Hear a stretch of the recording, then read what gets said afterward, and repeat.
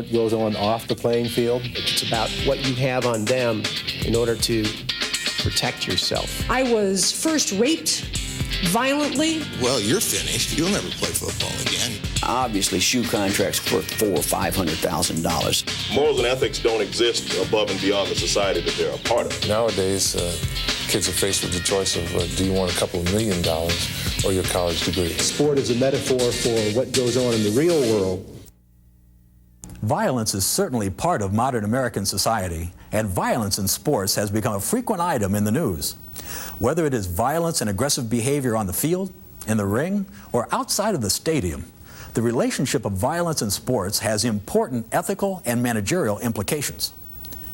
While some sports, such as rugby, American football, boxing, and hockey, have permissible violent exchanges within the rules of each sport, there are also clearly violent actions which go beyond the rules. What impact does permitted violence within sport have on the behavior of athletes off the field? And how do the violent and illegal acts of athletes influence the young fans who look up to them? What should teams and institutions do when their athletes are accused of violence, either on or off the field? These were some of the ethical and management issues raised regarding sports and violence at the Summit Conference on Sports Ethics.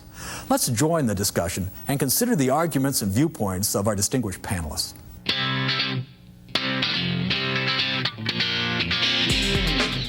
I don't care too much about a bunch of hockey players pounding each other's heads in at mid-ice in the middle of a game. Who cares? I do care when my kid turns on the tube and is going to see his most visible role model in handcuffs. That I care about. And so I think, the question is what's more important is what goes on in the white lines, which are these kind of structured games where we expect some violence and it's acceptable because it's a game, or the violence that goes on outside the field that isn't acceptable in society because it's against the law. I think that's the bigger issue. When Michael Irvin says to a police officer, "Do you know who I am?" I think that's a much bigger issue than Mike Tyson biting Evander Holyfield. Most people here, again, are in the sports field, and I guess I'm really not, but I just don't see the constant attention to the few incidents we see of fights and things like that on the field as being nearly as important as what these highly visible male role models do off the field. Personally, I think it's bigger. I'm deeply disturbed when I see the most heavily sanctioned athletes being Tyson for doing something in the world of sports as opposed to for raping a woman, for Tanya Harding doing something inside the world of sports, or for Latrell Sprewell crossing a sports line. And I think there have to be serious consequences for athletes who do go across those lines that Jeff referred to. Every time, because of what I do and what the center does, an athlete gets in trouble, we get calls from people who ask, or is it really right to put athletes in front of young people? Shouldn't we be afraid as principals or parents that by putting athletes there in front of those young people that they'll be influenced to use drugs, to be violent against women, to do poorly in school, to do all kinds of antisocial acts? And my answer is always that you have to be careful who you put in front of those young people. There are some bad people playing in the world of sport today, maybe more than ever before, but I firmly believe that they're being spawned in a society where young people are faced by more crises and problems than certainly at any time in my lifetime. And I think we have to put those athletes in that context. But the large number of coaches in this country, as would be normal given the number of the population of youth, are coaches of youth. And I've shared this with Don on a personal level before, and I've shared it professionally, but I only say it because it represents an epidemic out there, and that is that the sexual abuse by coaches, and women are included in this group, has become epidemic in this country.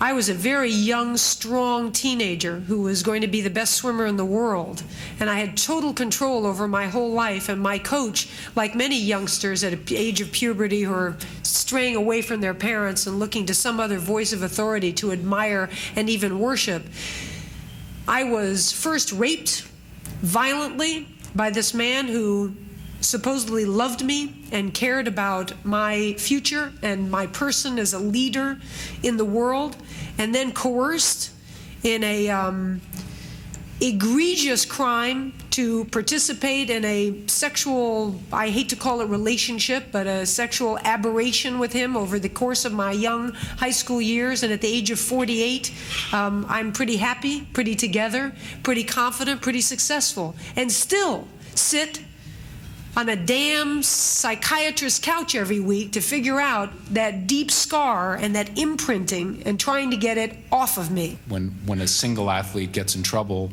or a group of athletes even, we tend to paint all athletes with that same brush. I was at the NBA Rookies Transition Program. We do the degree completion program for the NBA, and there was a session on family violence. This was 1995. And the head of the family violence unit of the New York City Police was addressing these rookies. There were 66 rookies in the room, 56 of them were African American, and his opening statement was, I can go out and pick any other, this was in Orlando, any other 66 men on any street in Orlando or any other city in America, and there are more potential rapists in this room than any other group of 66 that I could find. And I was, needless to say, very disturbed by what he had to say, and have tried to use the center to put some of these things in context over the years.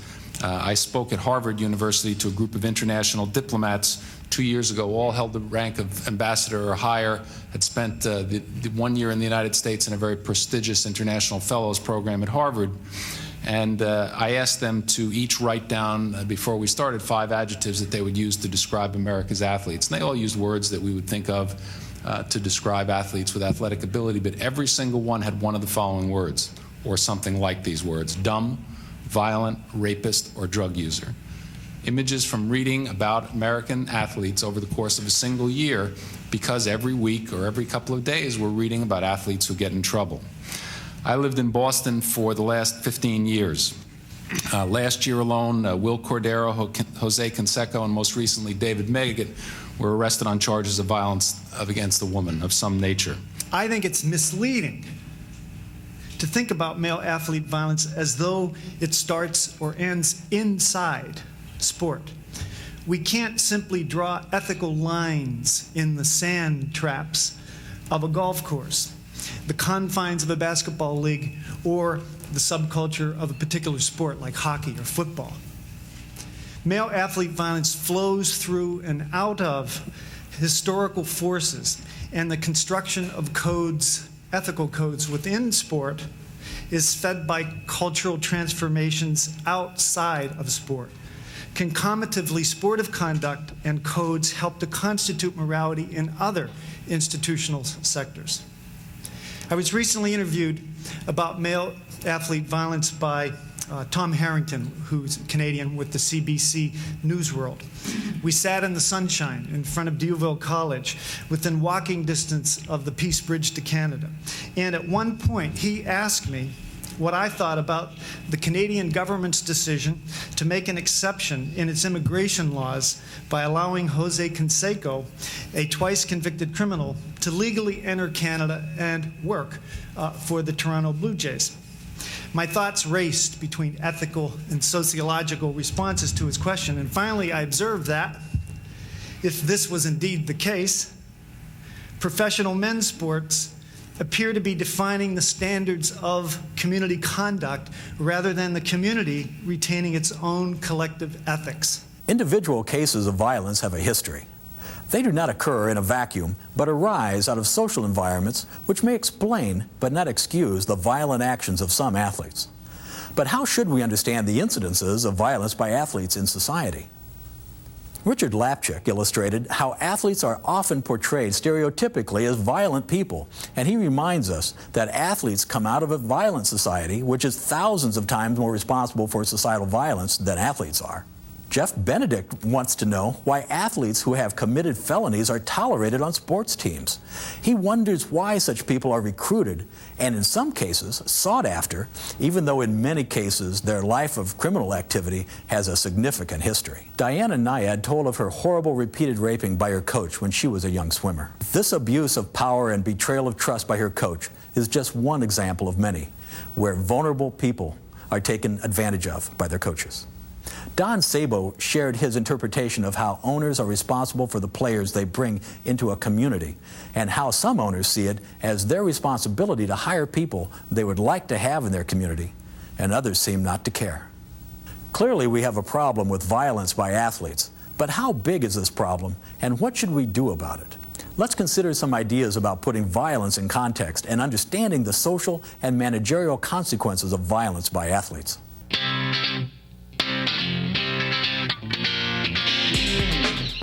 Well, first of all, there seem to be several questions on the mind of the American public, and they're shared by many researchers. The first, kind of blunt, are most or all athletes a bunch of woman-hating, woman-battering thugs? The answer is, of course not. The second question is more subtle, more difficult to pin down empirically, and that is the incidence of men's violence against women greater in sport than it is in other institutional sectors? Or another way to put it is, are male athletes somehow more likely to commit violent acts toward women than their non-athletic counterparts? And that's a subtle kind of question. We do have some empirical studies. In fact, Jeff, I think, is probably more in a position to talk about his own study, but we do have one empirical study where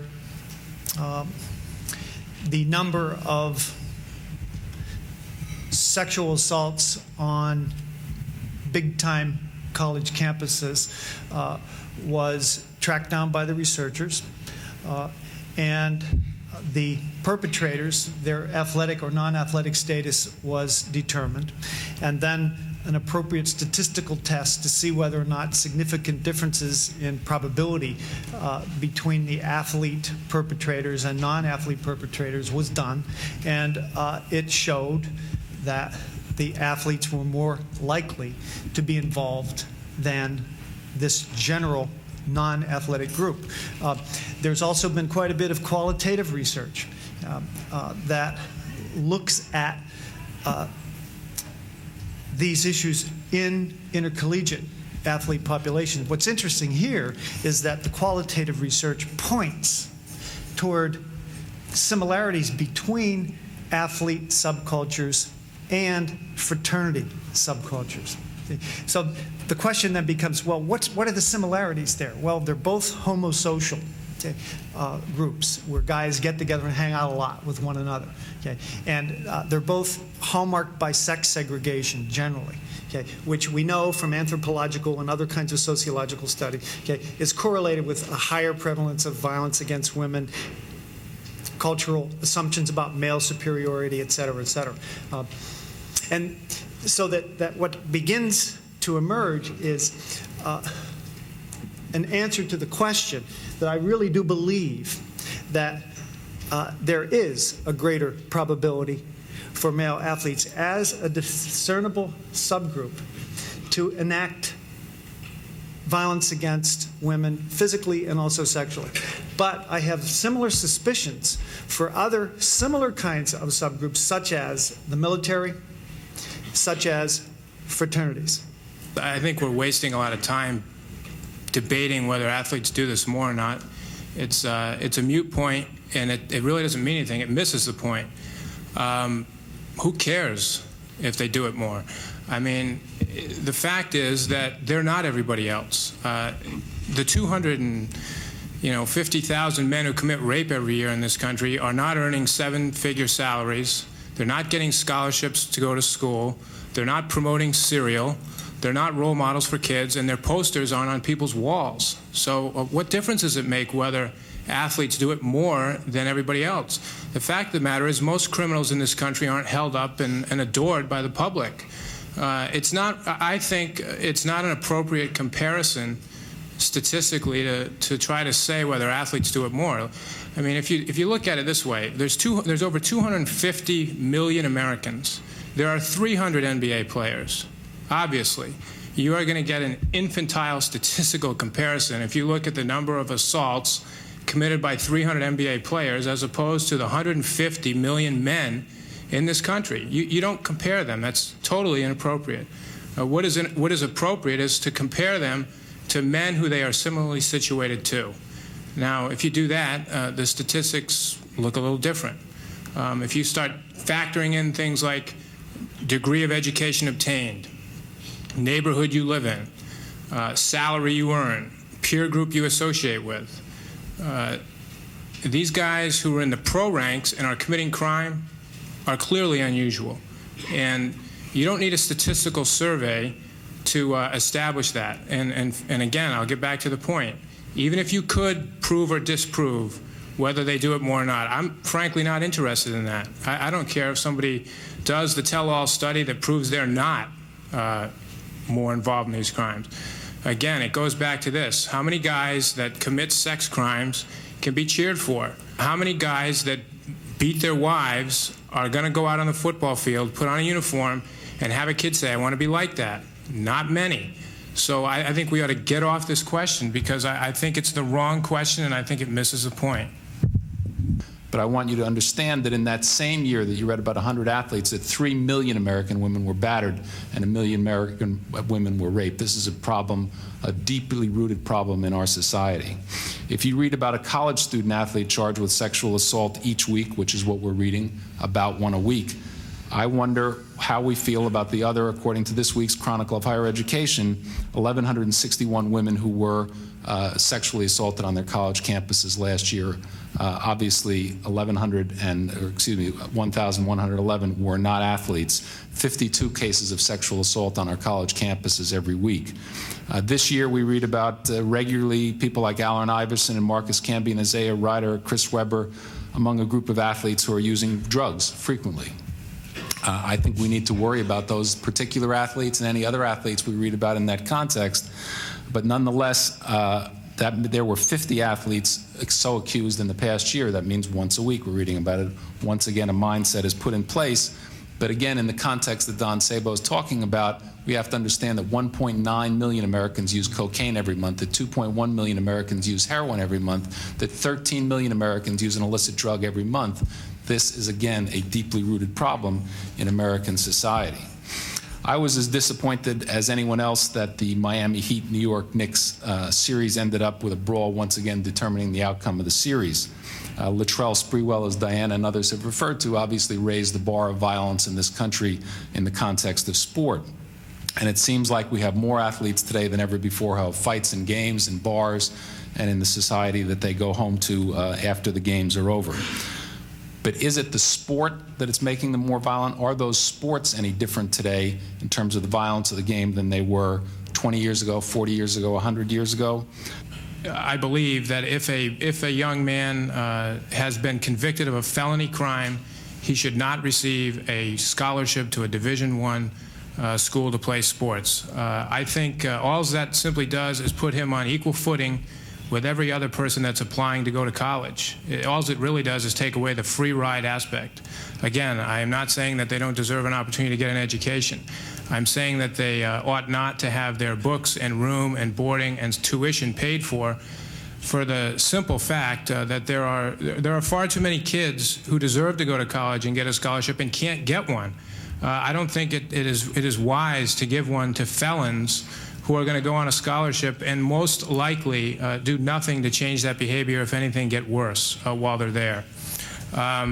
In terms of how that may shake down unfairly in the African American community, if I can respond to the second part of your question,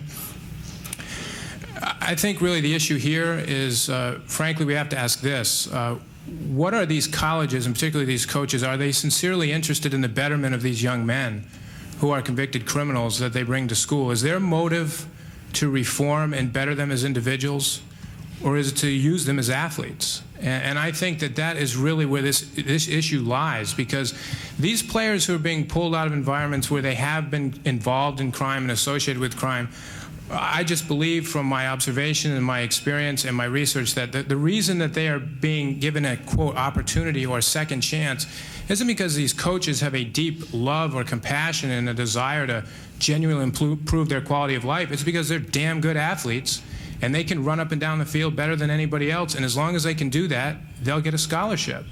When I go into a high school in America today, I don't even look around twice when I walk through a metal detector, but I do notice when I see signs for burial funds in elementary schools where they're trying to raise money for children, for the parents of children who might lose a child violently during the year who couldn't afford to bury them, or when I see grieving rooms in those schools to set aside so that young people can get together to mourn the loss of a fellow child who might be killed during the year. If you want to think it's an urban phenomenon, then let the names Paducah, Kentucky, Pearl, Mississippi, Jonesboro, Arkansas, and Edinburgh, Pennsylvania roll off your lips. This is a national problem of enormous dimension. We talked about, Jeff talked about the issue of handguns, and Allen Iverson was certainly very prominently in the news, as have other athletes been in the course of the last year. But in the same week that Allen Iverson was arrested last summer for possession of a handgun, the Chronicle of Higher Education published a story on a report that 1 million high school and college students carry a weapon to school every day. Again, these are not problems that are limited to the world of sport. And I want to conclude with two thoughts. One, I firmly believe that any athlete who crosses a social norm that hurts another person, whether it be a woman or anybody that is violently hurt, or if they're driving under the influence and hurt somebody, or using drugs and hurt somebody, should be banned from the game. They should have no part in the games that we play. The organization that I am director of, the National Consortium for Academics and Sport, became the first sports organization 2 years ago to put in place among its members a rule that if a male athlete on a college campus is convicted of an act of sexual assault, that he's automatically banned from that sport at the university. I just completed a study, a year-long study for the Women's Sports Foundation that looked at the relationship between athletic participation, adolescent sexual behavior, and teen pregnancy risk, and there's some interesting findings there for girls. One of our female athletes have lower risk for pregnancy than non-athletes. There's a positive kind of story there, reality. But one of our policy recommendations is that coaches need to get more involved, okay, in educating their athletes around issues of dating, sexual responsibility, etc. But we need a lot more education and accreditation as far as coaches are concerned, so that we don't have the kind of horrific events that marked Diana's life. So I tend to see coaches as a potential solution to these problems. To please remember that when an individual athlete or 100 athletes commit antisocial acts, they do not represent all athletes, that there are people out there, men and women, who can really have an impact on young people's lives in the desperate times that they're facing, and to rule out the possibility of using any athlete because 1 or 2 or 100 athletes get in trouble, I think would be have serious consequences for our country. Research into the prevalence of violence shows that athletes as a group do have a greater incidence of violence than the general public. But is the general public the right group to compare with athletes? Don Sabo summarized some research concerning stereotypes and race and how cultural assumptions shape the public's opinion of athletes. But Jeff Benedict argues that athletes are not the general public because the athletes are cheered for and in many cases looked up to by young people as role models and should be held to a higher standard. He reported on the research he conducted for the Women's Sports Foundation that indicated that participation in sports has significant benefits to society, and coaches, good and well-trained coaches, can be a significant part of the solution on reducing violence and harm to athletes. Richard Lapchick stressed the horrible statistics concerning the general level of violence in the surrounding society, and he argues that athletes have a powerful ability to do good with their privileged position, and society should not lose out on the benefits that athletes can provide just because there are bad people who are athletes who get a lot of attention. Ethically, we should do what is best for the long-term interests of the athlete, the team, and for society when we are faced with a management choice regarding violence by athletes. But determining exactly what action would bring about the greatest long-term benefits is hard. And determining our dominant responsibility is also not easy, since we have obligations to the team, the athlete, and to society at large. Can we meet all of our obligations, or must we choose an option which may only accomplish part of what we ideally would like to do? How would you determine the best option available? What would the best managers and the best organizations do to reduce violence in sports?